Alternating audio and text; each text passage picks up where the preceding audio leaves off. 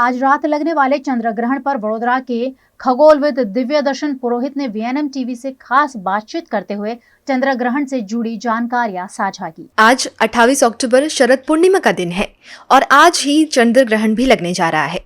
लेकिन क्या होता है चंद्र ग्रहण और ये क्यों होता है, इसके क्या प्रभाव होते हैं, इसके बारे में आपने कुछ बातें सुनी होंगी।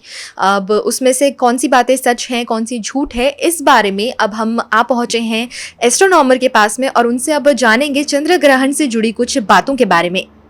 तो चलिए हम शुरू करते हैं अपने इस इंटरव्यू को। आज से की बातचीत होगी हमारी एस्ट्रोनॉमर दिव्य दर्शन पुरोहित जी से। तो मेरा सर से पहला सवाल ये रहेगा कि वो आप लोगों को बताएं कि चंद्र ग्रहण क्या होता है। बहुत बढ़िया क्वेश्चन है। चंद्र ग्रहण वास्तव में देखा जाए तो सेलेस्टियल ऑब्जेक्ट्स यानी सूर्य भी आसमानी पदार्थ है, चंद्र भी आसमानी पदार्थ है और अर्थ भी, सभी सेलेस्टियल ऑब्जेक्ट्स आसमान में मूव करते, अपनी ध्रुवा पर भी घूमते, एक दूसरे के आसपास भी घूमते और काफी 10 प्रकार की गतियां उसके पर लागू पड़ती हैं। ये मूवमेंट के कारण कभी कभी ऐसा हो जाता है कि तीनों पदार्थ अलाइन हो जाते हैं और अलाइन होने के समय पर एक की परछाई दूसरे पर जा गिरती है या एक दूसरे को ढक लेता है।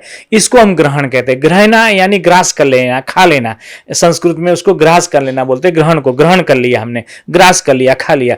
तो ये चंद्र ग्रहण और सूर्य ग्रहण दोनों ये ग्रास करने की पद्धति है। चंद्र ग्रहण होता है पूर्णिमा के दिन, जैसा सब जानते हैं कि सूर्य और चंद्रमा के बीच में बिल्कुल पृथ्वी आ जाती है, पृथ्वी परछाई चंद्र पर गिरती है तो चंद्र ग्रहण कहलाता है। और सूर्य और पृथ्वी के बीच में जब चंद्र आ जाता है तो चंद्र सूर्य को ढक लेता है तो हम अमावस्या के दिन सूर्य ग्रहण देखते हैं। इस प्रकार के दो सूर्य ग्रहण और चंद्र ग्रहण होते हैं।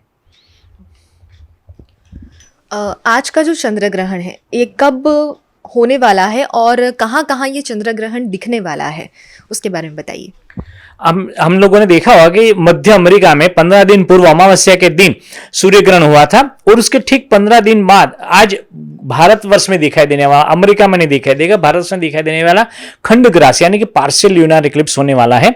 और ये ल्यूनर इक्लिप्स पूरे समग्र भारतवर्ष से दिखाई देना, न केवल भारतवर्ष से बल्कि समग्र एशिया से, यूरोप से, अफ्रीका से और अमेरिका, दक्षिण अमेरिका के कुछ भागों से, ऑस्ट्रेलिया के कुछ भागों से ये ग्रहण दिखाई देगा। और खंड ग्रास चंद्र ग्रहण का पूरा चंद्रमा नहीं ढकेगा मगर पेनम्ब्रल इक्लिप्स शुरू होगा 11 बजकर, आज रात्रि को, शरद पूर्णिमा की मध्य रात्रि को 11:29 को पेनम्ब्रल इक्लिप्स शुरू हो गया, यानी कि पृथ्वी की काली परछाई धीरे धीरे ऊपर चढ़ती हुई चंद्रमा के ऊपर मालूम होगी। और बराबर 1:04 को मध्य रात्रि में बेस्ट चंद्र ग्रहण शुरू होगा, उसको अम्ब्रल इक्लिप्स बोलते हैं, ल्यूनर इक्लिप्स। उसमें नीचे वाली चंद्रमा की कोर ढकना शुरू होगी और 1:43 को मैक्सिमम 12% चंद्र नीचे के पोर्शन में ढक जाएगा और फिर वो उत्तर पूर्व से धीरे धीरे निकलना शुरू होगा और 2:29 को बाहर निकल जाएगा। उसके बाद में जो काली परछाई ऊपर गई थी वो धीरे धीरे निकलना शुरू होगी और 3:57 को बाहर निकल जाएगी। मगर सबसे बेस्ट चंद्र ग्रहण 1:04 से 2:23 तक होगा और उसमें सबसे बढ़िया टाइम रहेगा 1:43 का, जो वीएनएम के तमाम दर्शक अपने याद रखें।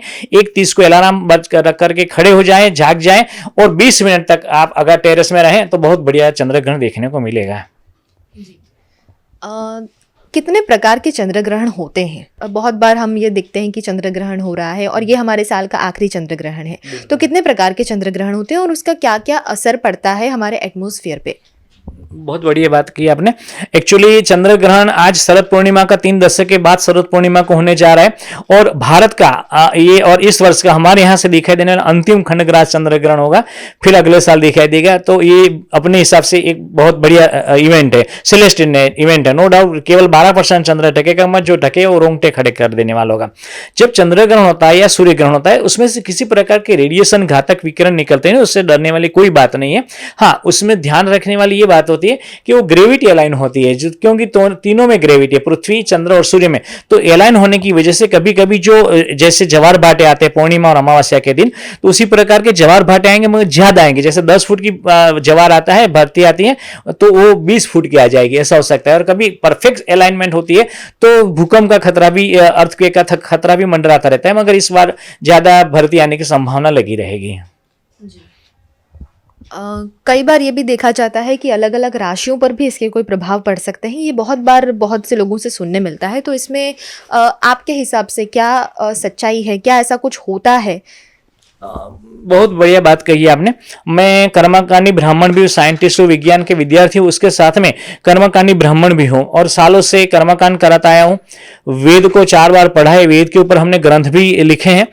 कहीं भी हमारा जो पौराणिक मेन बेस है वो एक गीता है, उसी प्रकार के वेद हैं, सबसे प्राचीन वेद है माने जाते हैं। इसमें कहीं भी ऐसा नहीं लिखा है कि ग्रहण को ना देखे। स्पष्ट लिखा है कि डिसेंडिंग और असेंडिंग नोड यानी कि राहु और केतु के कारण ग्रहण होते और वो केवल और केवल चंद्रमा की कारण ही, उसकी परिचय के कारण ही ग्रहण होते, उसको देखना निरापद, ऐसा स्पष्ट लिखा हुआ है। उससे डरने वाली कोई बात नहीं। राशि जातक पर कोई प्रभाव नहीं पड़ता, किसी पर कुछ भी प्रकार का रेडिएशन का, ग्रेविटी का, विकिरण का, मैग्नेटिक फील्ड का कोई प्रभाव नहीं पड़ता, तो ये निरापद रहते। उससे इंफ्रारेड या अल्ट्रावायलेट रेस भी चंद्र ग्रहण से नहीं निकलते, किसी प्रकार की किसी विकिरण की संभावना नहीं। तो उसको देखें, हम ऋषियों की संतान है, हमारे देश के प्रधानमंत्री स्वयं ग्रहण देखते। जो देश चंद्रमा पर चला गया, मंगल पर चला गया, उसके लोग अगर घर में डर करके बैठ जाएंगे तो हम हमारी गुरु को जगत विश्व गुरु नहीं बना पाएंगे। तो हमें ग्रहण आकर के देखना चाहिए, डरना नहीं चाहिए, ना डरे ना डराएं। चंद्र ग्रहण और सूर्य ग्रहण में कई बार ऐसा कहा जाता है कि सूर्य ग्रहण ज़्यादा खतरनाक होता है। सूर्य ग्रहण का क्या प्रभाव होता है और चंद्र ग्रहण का, जैसा आपने कहा कि कुछ चेंजेस होते हैं एटमॉस्फेयर में, तो इन दोनों में से ज़्यादा डेंजर क्या होता है? वैदिक दृष्टि से दोनों समान है। वैज्ञानिक दृष्टि से देखें तो सूर्य एक तारा है, स्टार है। स्टार में से सभी प्रकार के रेडिएशन निकलेंगे, गामा रे से लेकर के, एक्सरे से लेकर के, रेडियो वेवलेंथ से लेकर के, यूवी, IR सब निकलते हैं, माइक्रोवेव सब निकलते हैं। उसमें से हमारी अर्थ का एटमॉस्फेयर है वो सब सोख लेता है। केवल हमारे अंदर उतरता है यूवी रेस यानी अल्ट्रावायलेट रेस और इंफ्रारेड आते हैं। उसको हम सूर्य को बिना ग्रहण के, अभी दोपहर है और अभी ग्रहण नहीं है, फिर भी हम सूर्य को ऐसे नहीं देख पाएंगे। यू इंडेक्स ज्यादा है तो हमारी आंखें जलने लगेगी। तो सूर्य ग्रहण के टाइम पर क्योंकि आदमी फैसिनेट हो जाता है, एकदम देखने लगता है, तो उसकी आंखें जलने लगती है। ज्यादातर देखने से रेटिना को नुकसान हो सकता है। इसी कारण साइंस कहता है कि सूर्य ग्रहण के समय सोलर फिल्टर एप्रोप्रिएट, ऐसे चश्मे नहीं, सो एप्रोप्रिएट सोलर फिल्टर का उपयोग किया जाए, वेल्डिंग ग्लास DN14 का उपयोग किया जाए। मगर चंद्रमा के साथ में ऐसी कुछ भी बात नहीं है। तो चंद्रमा के ग्रहण को तो कोई भी आदमी देख सकता है, कोई भी टेलीस्कोप की आवश्यकता नहीं, ना फिल्टर की आवश्यकता है। गरीब से गरीब आदमी भी, किसान या मजदूर भी खेत में जाकर के भी देख सकता है। मोबाइल कैमरा, उससे हम फोटोग्राफ निकाल सकते हैं, लाइव भी कर सकते हैं फेसबुक वगैरह पर। मतलब कुछ भी आपदा उससे नहीं, निरापद होता है ग्रहण। चंद्र ग्रहण बिल्कुल निरापद। केवल सूर्य ग्रहण के समय में प्रॉपर फिल्टर का उपयोग करना चाहिए। जी। हमें बचपन से ये चीज़ें सुनने मिलती है कि जब चंद्र ग्रहण होता है या सूर्य ग्रहण होता है तो हमें ये चीज़ें नहीं देखनी चाहिए, इससे हमारे ऊपर कुछ नेगेटिव इफ़ेक्ट्स होते हैं। साथ साथ में हमने ये भी सुना और देखा है कि जब भी ये ग्रहण होते हैं तो जो अच्छे कार्य होते हैं वो बंद हो जाते हैं। जैसे मंदिर के पट बंद हो जाते हैं, कोई शुभ प्रसंग नहीं किया जाता है, कोई शुभ कार्य नहीं किया जाता है। तो ये सारी चीज़ें जो हैं हमें शुरुआत से सिखाई जाती हैं, तो कहीं ना कहीं हम ये चीज़ें बिलीव करने लग जाते हैं। तो इसमें कितनी सच्चाई है और क्या मैसेज आप देना चाहेंगे जो हमारे आज की जनरेशन है उन लोगों को? इसमें सच्चाई क्या है, क्या फैक्ट्स हैं, उसके बारे में थोड़ी जानकारी दीजिए लोगों को। जी, बहुत बढ़िया बात है। हजारों वर्ष पूर्व हमारे प्राचीन ग्रंथ, मूल ग्रंथ जो पूरे विश्व के सबसे प्राचीन वेद हुए, उसमें कहीं भी इन चीजों का उल्लेख नहीं है। भगवान कृष्ण 5,500 वर्ष पूर्व हो गए, उन्होंने गीता जी का प्रादुर्भाव किया। गीता जी में इन चीज का कोई भी उल्लेख नहीं। जो उल्लेख आता है वो 1000 वर्ष पूर्व के ग्रंथ में, जब मुस्लिम आक्रांत आए थे और तलवार के जोर पर उन्होंने ग्रंथों को फेर बदल कर दिया और उसके कारण हमें ऐसा डर हम में पैदा हो गया। बचपन से सुनते हैं, पीढ़ियों से सुनते आए, 1000 साल से सुनते थे, एक डर पैदा हो गया कि ये करेंगे तो ये हो जाएगा, ये करेंगे तो ये हो जाएगा। इसका हुआ क्या?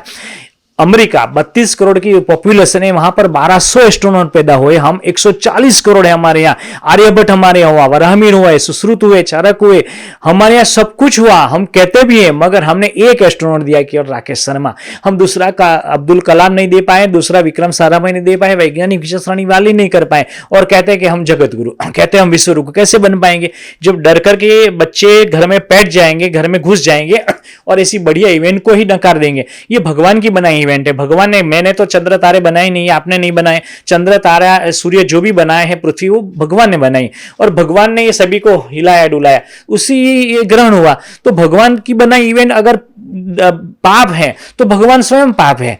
पाप भगवान नहीं है, भगवान वो इवेंट पाप नहीं है, पाप तो हम करते हैं बुरा कार्य कर करके। तो पाप करना है तो हमें डरना चाहिए हमारे कर्मों से।